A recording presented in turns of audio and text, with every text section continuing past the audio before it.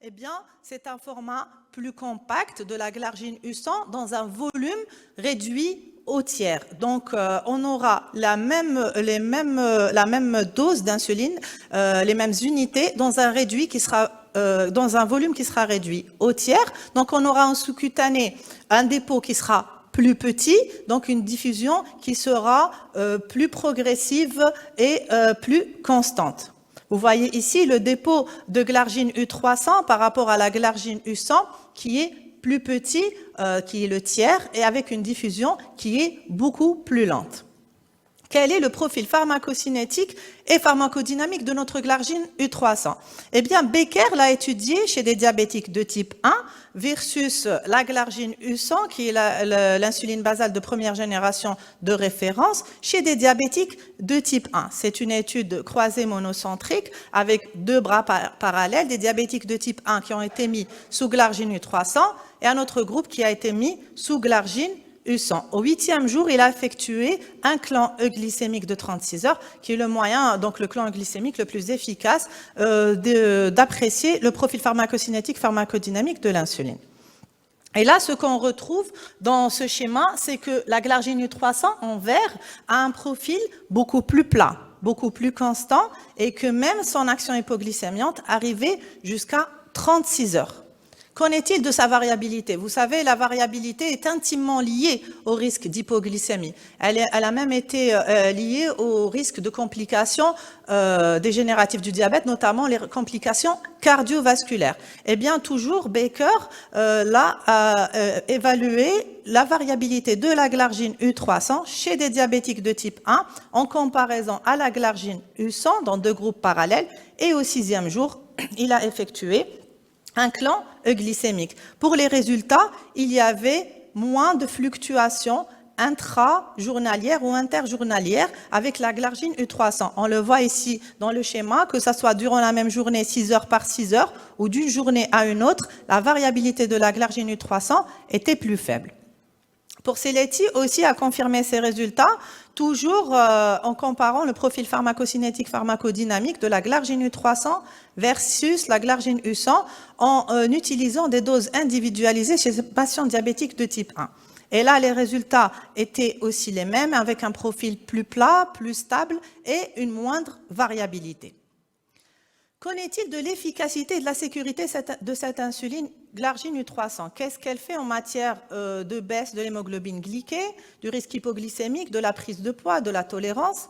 Eh bien, pour cela, il n'y a pas eu une étude, mais tout un programme et plusieurs essais. C'est le programme Édition qui avait pour but de comparer la glargine U300 versus la glargine U100 chez différentes population. Donc, on a édition 1, 2, 3 et JP2 qui a étudié cette glargine U300 versus la glargine U100 chez des patients diabétiques de type 2, que ce soit en initiation, en switch, en optimisation. Pour l'édition 4 et la JP1 sur une population japonaise, eh bien, ça a été étudié chez des diabétiques de type 1. Pour le design de l'étude, il était similaire quelle que soit l'édition. Donc, c'est des études multicentriques, randomisées, avec deux groupes parallèles. Un groupe qui a été mis sous, ou optimisé ou switché vers la glargine U300. Un autre groupe qui a été mis sous glargine U100. Donc, c'est une étude qui a été menée en 6 mois et avec un renforcement de 6 autres mois, donc jusqu'à 1 an. Le but, le critère principal de l'étude, c'était de démontrer la non-infériorité de la glargine U300 versus la glargine U100. Donc, le critère principal, c'était son effet sur la baisse de l'hémoglobine glyquée. Mais il y avait aussi, bien sûr, des critères secondaires. Donc, la variabilité, la variation de la glycémie à jeun, ce que ça faisait en matière d'hypoglycémie, de prise de poids, ainsi que la tolérance. Donc, je vous ai joint les résultats par rapport au critère principal. Eh bien, la glargine U300 a démontré sa non-infériorité sur la baisse de l'hémoglobine glyquée versus la glargine U100, que ça soit à 6 mois de l'étude ou à 12 mois.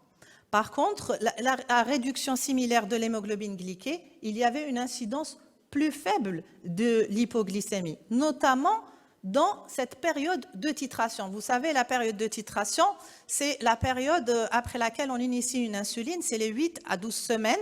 Donc, c'est une période charnière. Il a été prouvé que si un patient fait des hypoglycémies durant cette période, il aura tendance à en faire par la suite. S'il est déséquilibré, il pourrait l'être par la suite. Il pourrait même abandonner son traitement. Donc, il est très important d'éviter les hypoglycémies durant cette période de titration.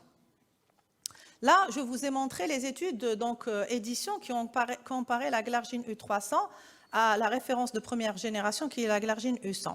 Qu'en est-il de l'autre insuline basale de seconde génération qui est la IDEX100? Là, on va parler de l'étude BRIGHT, qui est une étude randomisée qui a comparé la glargine U300 versus l'IDEG100 en face à face, en face-to-face, chez des patients diabétiques de type 2 naïfs à l'insuline. En fait, c'est une étude multicentrique avec 2 bras. Un bras qui a été mis sous glargine U300, c'est des diabétiques de type 2. L'autre bras, c'est aussi des diabétiques de type 2 mis sous IDEX100. C'est une étude qui a été menée sur 24 semaines. On va voir les résultats. Eh bien, le critère principal a aussi été rempli, c'est-à-dire qu'il y avait une non-infériorité de la glargine U300 versus la IDEX100 sur le critère de la réduction de l'hémoglobine glyquée à la fin de l'étude. C'est-à-dire qu'elles font toutes les deux aussi bien en matière de réduction d'hémoglobine glyquée. Concernant les hypoglycémies, eh bien, si on prend toute l'étude, elle faisait pareil, il n'y avait pas plus d'incidence d'hypoglycémie. Cependant, si on s'attarde sur la période de titration, donc de 0 à 12 semaines, les 3 premiers mois après initiation, là, la glargine U300 a fait mieux, a donné moins d'hypoglycémie que la IDEX100 durant cette période de titration. Concernant la baisse de la glycémie à jeun ainsi que la variabilité, eh bien, là aussi, les 2 insulines de seconde génération ont fait pareil. Et pareil aussi, au niveau de la tolérance, les 2 insulines ont fait aussi bien. C'est pour cela que pour l'apparition de cette étude dans le Diabetes Care, c'était sous le titre que ces 2 insulines avaient plus de similitudes que de différences. Dans l'étude BRIGHT, il y a eu des sous-groupes, notamment un sous-groupe de patients qui présentaient une insuffisance rénale avec une filtration glomérulaire inférieure à 60. Et là, l'étude BRIGHT a démontré une réduction plus importante de l'hémoglobine glyquée avec glargine U300 versus les patients qui étaient sous IDEX100, sans pour autant une différence dans l'incidence de l'hypoglycémie. Pour les patients âgés, plus de 70 ans, vous savez que c'est une catégorie importante à prendre en considération. Eh bien, la réduction de l'hémoglobine glyquée, là, entre les 2 bras, était similaire, sans différence d'incidence d'hypoglycémie. Là aussi, je vous montre une étude qui a comparé la glargine U300 à la IDEX100, toujours c'est des patients diabétiques de type 2, mais cette fois-ci, non pas en utilisant l'hémoglobine glyquée, mais en utilisant le CGM, donc le contrôle continu de glucose et le temps passé dans la cible. Et bien là, il n'y a pas eu de différence significative entre le temps passé à la cible avec la glargine U300 versus la IDEX100. Cependant, le pourcentage de temps passé en hypoglycémie était nettement inférieur avec la glargine U300. Cette observation était vraie même pour la durée de l'hypoglycémie sévère et nocturne. Qu'en est-il en vie réelle? Donc, avec les patients qu'on voit, nous, tous les jours en consultation, il y a eu des études observationnelles, des Real World Evidence Studies. Je vous reprends la DELIVER naïve, qui est une étude qui a comparé la glargine U300 versus la glargine U100 chez des patients diabétiques de type 2 en vie réelle. Eh bien, pour les résultats de l'étude, elle a montré une réduction, cette fois-ci, qui était plus importante de l'hémoglobine glyquée avec la glargine U300 versus la IDEX100, sans pour autant provoquer plus d'hypoglycémie. Sauf en matière d'hypoglycémie sévère ou qui entraîne une hospitalisation, là, la glargine U300 a fait mieux que la glargine U100. Une autre étude, c'est la DELIVER2, qui a comparé en vie réelle, cette fois-ci, la glargine U300 versus toutes les autres insulines basales. Donc, elle a pris des patients qui étaient sous insuline basale, quelle que soit l'insuline, elle les a switchés vers la glargine U300. Eh bien, pour les résultats de cette étude DELIVER2, c'était que le contrôle glycémique était similaire, cependant avec moins d'hypoglycémie après le passage à la glargine U300 versus les autres insulines basales. Et comme cette étude a été menée aux États-Unis, ils ont retrouvé qu'il y avait aussi remarqué une économie de santé qui allait jusqu'à 1 500 $ par patient.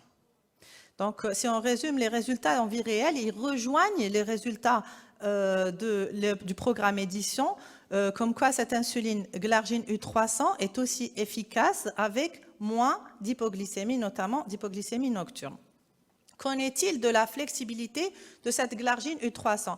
Eh bien, durant les études d'édition, ils ont essayé de voir si on pouvait changer les horaires d'injection de cette insuline. Ils ont retrouvé une flexibilité de plus ou moins 3 heures dans l'horaire d'injection. C'est-à-dire que mon patient, il pouvait s'injecter son insuline Glargine U300 3 heures avant ou 3 heures après, il avait ses 6 heures, sans que cela n'impacte l'équilibre de mon patient ou l'efficacité de cette insuline.